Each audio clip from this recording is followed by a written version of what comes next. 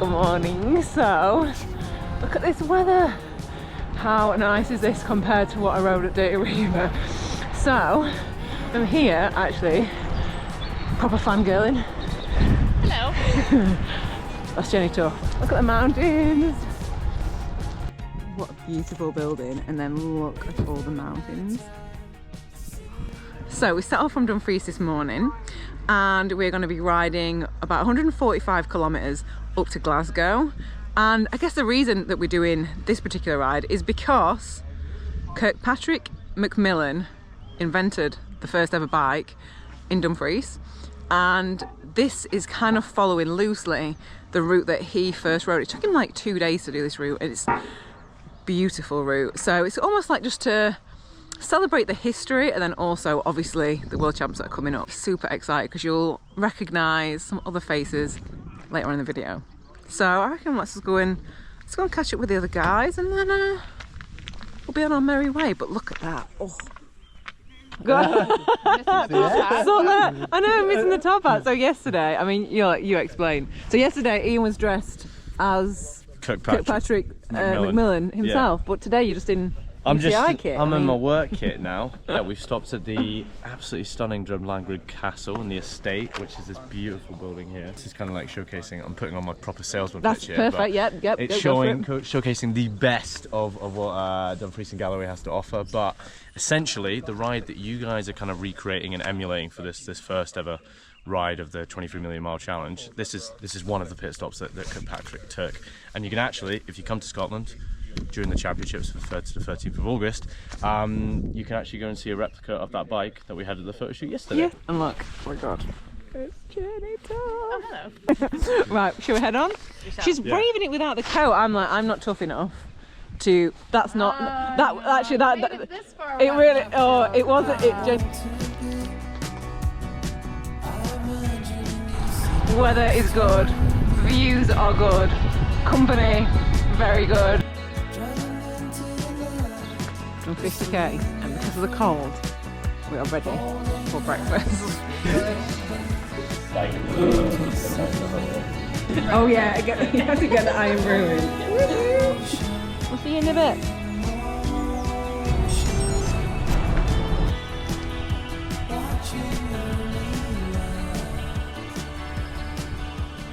But look at this. This actually reminds me a lot of my favourite place, the Dales. Like, it's so big and open and green, and lots of lovely stone walls, lots of sheep, lots of hills, mountains in the distance. Just want to introduce yourself for people who don't know who you are. Oof. My name's Jenny Tuff, and I like endurance challenges. I like mountains, and I think ultra endurance is really my bag. I'm a runner. Don't be mad. I think saying you're a runner is like a most underestimated statement ever. Is it? I run. Tell us where you ran. My last project was to run solo and unsupported across a mountain range on every continent. Six mountain ranges. And so yeah, solo. What? So I had to carry all my camping kit in a backpack. So the longest ones took me about 25 days. And then you were the first woman in Silk Road Mountain Race. Intense race. It's my favorite. And the worst thing is, so I've won it twice. Part of me is starting to go like, but could I do better? You get to do a lot of it on foot, and I'm better on foot. I'm a runner. She was telling me earlier, 50k hiker bike section. It was upsetting. Honestly, it's a massive. I've not even said it. So it's like I feel very honoured and privileged to like run, just like chat to you. No, but just to be able to chat to you because you've done some like. Not just incredible like endurance things, but like your mental strength is like better than any female that I think I know. Like some of the stuff you've done solo, I was like, I've not even bivvied solo, and you've done all this stuff, so I'm kind of like really inspired to do that this summer. And you're just like, oh well, you can do this, you can do it this way. So I'm like, okay. I think a lot of women don't know that they have that mental toughness. Yeah. Because we're told from such a young age. Don't do things on your own. Exactly, that it's scary that bad things will happen to you, and we internalize that and we keep that with us throughout our entire lives. It's not something that's for young girls, that's for every woman at every age. And so I think a lot of women don't actually know how much mental strength they actually have and how much ability they actually have, because you just haven't been given the opportunity to find out. So I think anyone would just really surprise themselves if they started doing that stuff. They'd be like, oh, I'm better than Jenny Tuff. It's not that hard. I just haven't had that chance.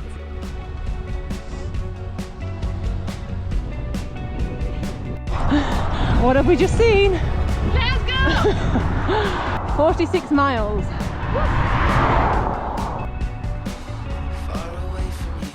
And it wouldn't be an adventure ride if we weren't at a garage. We've got 51 kilometres. I think that's 35 miles. Anyway, it doesn't matter because the whole... This ride that we're both doing... Being Jenny. Basically are the first miles logged for 23 million mile challenge, which is basically a initiative challenge to get people riding bikes. Any type of bike ride, any type of person riding a bike. Mountain bikes, trail bikes, road bikes, any kind of bike you want to ride. And also if you do log your miles, there's like loads of prizes. I think there's some Shimano stuff. I think there's tickets. Like, I don't know. Yeah, you can get tickets. Santini kit, loads of stuff. I'll leave the link below so you can go and have a look at that. But ours is going to be the first. I feel very, very honoured. Yeah. Very proud.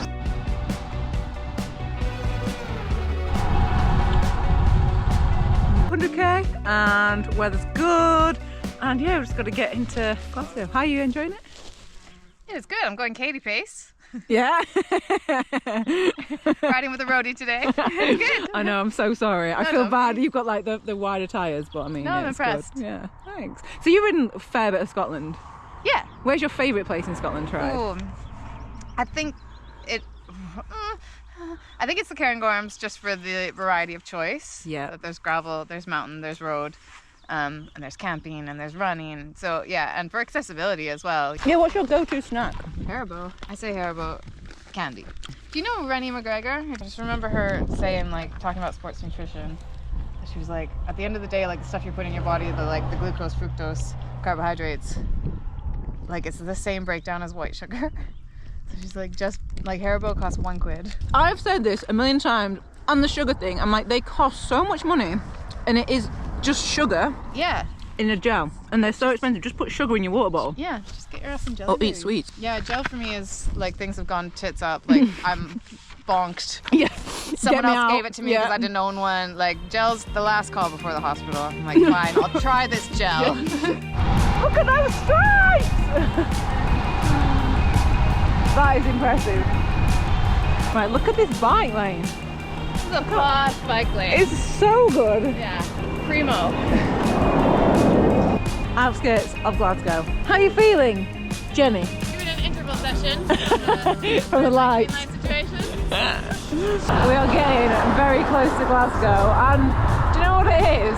Whenever I do a point-to-point ride, I'm always just so, I don't know, I just feel proud. It sounds daft really, because I've ridden further, but I love the feeling of my legs and my bike got me here. You know what I mean? Do any of you feel like that? Love it. Love riding bikes.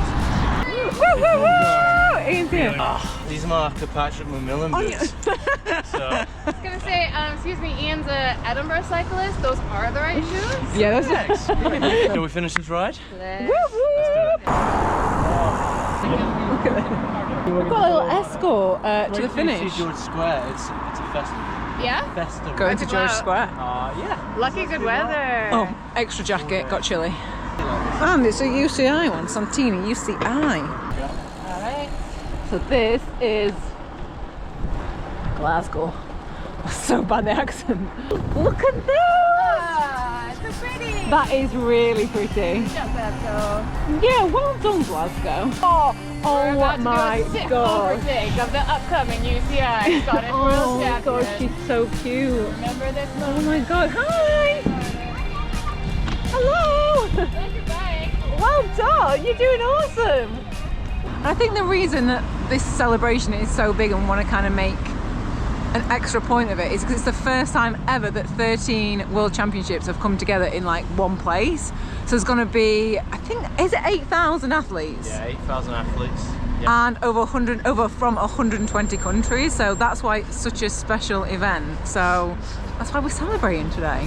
And also, the perfect person to speak to about this you'll see very shortly. I'm very excited to meet him, so yeah. Hello, Greg.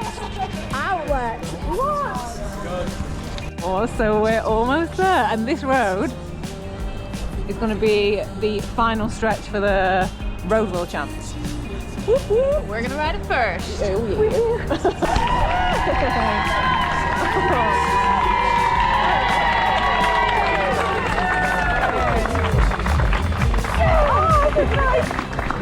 Fantastic effort, and welcoming also who was alongside Jenny today, Katie Kookaburra. Mate, look at them, fresh as a daisy, the pair of them.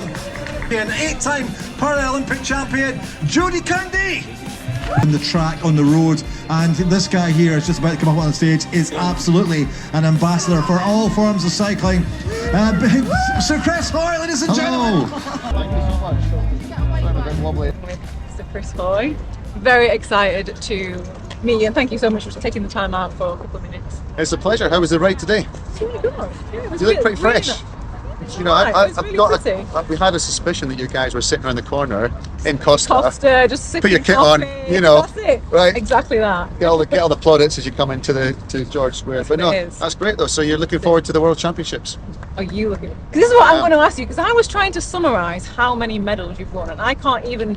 I wanted to get like a snappy thing of saying, oh, and you've won this medal. I can't. Like, you've won so many medals. Like, it's, You know, I'm an old man now. I've been here for many years. So you do accumulate a few. How do you obviously feel about it coming to Scotland? Because did you ever get to compete on home turf, like in Scotland? Like, No. Commonwealth? So no, we had an outdoor velodrome in Edinburgh, Yeah. and it was wooden. So if it was wet, if it's raining, you couldn't use it. So we had Grand Prix events. You'd have international riders come across, they'd warm up, go to start the race, and it would rain, and the event would be cancelled. So we could never hold a major championship because of that reason. We were pushing for so many years to get an indoor velodrome. And finally we have one, and I've got my name on the side of it, which is absolutely incredible. Just really proud that we've got the World Championships, not just any World Championships, the first ever Unified Accumulation Games. of- yeah. It's going to be huge. It's the biggest cycling event in history. 100 days to go. Really exciting. So what will you be doing actually when the event's on? Well, I'm an ambassador leading up to it to raise awareness of it. I'll be helping sort of promote it, and then doing the commentary and the punditry with BBC. Thank you so Pleasure. much. Great to meet you. Good to meet Keep up the good work. Thank you. Cheers. Take care. Thank you. Amazing. I'm here now. So I think, how many World Championship titles have you currently got? So if you count my swimming ones, it's 22, but cycling it's 19. So 19 three rainbow swimming? trips. Yeah, 3 swimming. That is an insane amount Yeah. of rainbow stripes. It's a So, lot. Yeah, it takes up a lot of room in the wardrobe. and so how do you feel about obviously this whole thing coming together in Glasgow, in Scotland? It's the ultimate kind of expression of cycling, really. Like to have all of these sports all here having their world championships all at the same time. A festival of cycling. It's the best way of describing it. To be part of it and to be part of the track where able-bodied and Paralympic are going to be together, and an integrated program that's just basically going to weave our way through over 7 or 8 days. It's going to be something pretty special. Because you were saying that this is like the first time that para has been integrated into this. Like, how is that massive? Yeah, the only power integration we've ever had is tandems at the Commonwealths, so they do the kilo and the sprint, and then we've had a couple of World Cups where we've had like exhibition events. But other than that, we've not really had that integration. So You've not had crowds. everybody said, "Oh, how's it going to be in Tokyo not having any crowds?" It's like, well, we're used to not having crowds. It's only every 4 years at the games we ever get a crowd of sorts that come in, and it's to have a full crowd is pretty special. The noise that's going to be in there, it's just going to be phenomenal. No. Oh my God! It's in you going in your pocket. What? That's so heavy.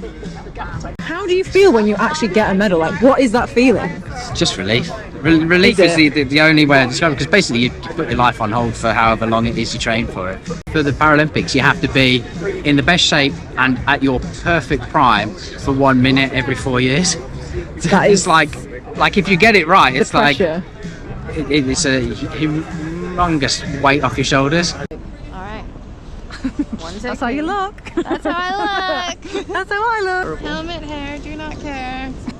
We thought we would just chat very briefly about how we started cycling. Well, I think because we were talking about it's a really intimidating sport, Yeah. and I think there's an assumption that people who ride on a level probably grew up with that and had coaches, had nice bikes, but you and I both started as adults. We were both, we were saying, we were laughing. Incompetent adults. Honestly, I was saying that like when I first got my bike, I was like, I bought my first road bike and I asked them in the shop, I was like, how do the gears work? And I was like, oh my God, what an idiot. And then you were just like, what did you do? Well, on my first ride, 2,500 kilometer ride, first ride. And I had to stop the bike if I wanted to drink out of my bottles. I couldn't. Hang on, you rode 2,500, that was your first big ride? Yeah. Well, I didn't know how far that was. 2,500 kilometers. I had no concept of how far bikes went. Mine was 60. Yours on another, what on earth? You're trying to be relatable, you're like, yeah, my first ever ride. Yeah, I was really bad at it. I fell down a lot because I had clippy shoes, and so I just fell off my bike every day. You meant to make people feel bad, but you did have to stop to have a drink from your water bottle. That gives other people hope. But I guess the whole point of this is the power of the bike, and that's kind of like one of the taglines for the World Champs, and I think we can both attest for how our lives have changed for the better because of the bikes. So empowering, so many adventures, meeting people, So adventures. I feel like so much more confident, more independent from doing a lot of the adventures that I've done on my own, and you 100% have. Yeah, I've grown so much through it, and we'll just never ride bikes. Just ride bikes. Ride bikes. Just get started. That's it. So I will leave all the links mentioned in the description box below. I will leave your Instagram. Jenny Tuff. We'll see you very soon. Goodbye! 2,500 kilometers, are you kidding me? Did you tell me that? I really didn't know how far that was. Like, because I was running so much, I was going to spin class twice a week. And I was like, this is so much fun. But I bet you I could do this outside. I bet you it's exactly the same. Yeah. No, it's not. You have to stop for a drink. I know, exactly. No time. I found out on my way there that it was really hard. How many times did you have to stop then to get a drink or food? Like, that's crazy. I just made a lot of mistakes. You're amazing. Well, You've got 2,500 kilometers.